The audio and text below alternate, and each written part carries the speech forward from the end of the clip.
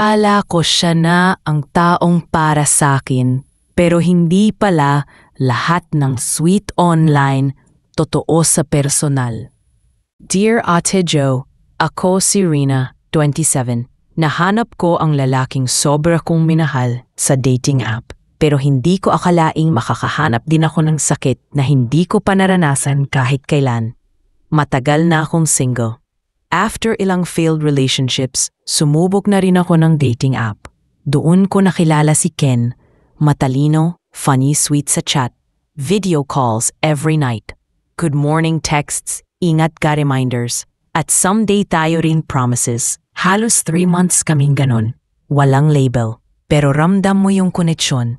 Hanggang sa niyaya niya akong magkita.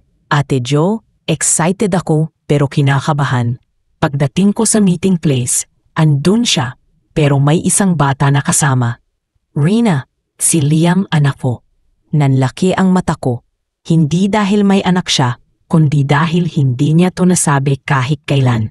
Sorry, wala akong intensyong magsinungaling. Natakot lang ako mawala ka kung aamin agad ako. Pero teka, paano ko paniniwalaan ang lalaking hindi naging totoo sa umpisa? Umuwi ako ng umiiyak. Feeling ko niloko ako kahit hindi naman kami. Pero Ate Jo, ang mas masakit, gusto ko pa rin siya. Gusto ko siyang intindihin. Gusto ko siyang patawarin. Pero paano ako magtitiwala kung sa simula pa lang tinago na niya kung sino talaga siya? Pagkalipas ng ilang linggo, sinubukan niyang bumawi. Nagpakilala ng maayos, humingi ng tawad, pero ako na ang umatras. Hindi dahil ayaw ko sa kanya, kundi dahil ayokong simulan ang pagmamahal sa kasinungalingan. Hindi ko kailangan ng lalaking perpekto, pero kailangan ko ng lalaking totoo. Akala ko tapos na ang kwento namin ni Ken. Pero sa isang pagkakataong hindi inaasahan, nagtagpo ulit ang mga mata namin. At sa panahong pareho na kaming handa, napagtanto kong hindi lahat ng panlilinlang ay walang kapalit na katotohanan. 2 years ang lumipas. Nakapag-focus ako sa sarili, sa work, sa healing. Nag-resign na rin ako sa dati kong opisina at lumipat sa isang NGO. Doon, sa isang outreach event, may lalaking nag-volunteer sa feeding program. Nang lumingon ako. Siya yun, si Ken. Tahimik kaming nagkatinginan.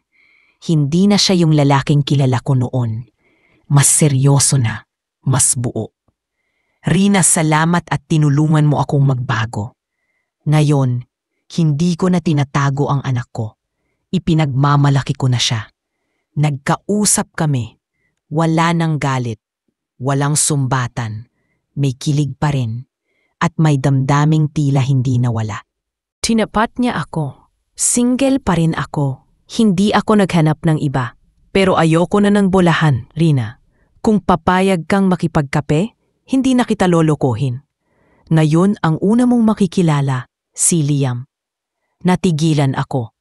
Ito na yung lalaking dati kong iniwasan. Pero ngayon, pinili ng maging totoo. Ang tanong, ako pa rin ba ang pipiliin niya ngayon na mas totoo na siya? Pumayag akong magkape. Ngayon, regular namin kasama si Liam. Hindi kami nagmamadali. Pero may respeto, may honesty, may healing. At sa wakas, Ate Jo, ako na ang pinakilala, hindi ang tinago. Life lesson, ang tunay na nagmamahal, natutong itama ang maling simula para maipaglaban ang tamang kwento.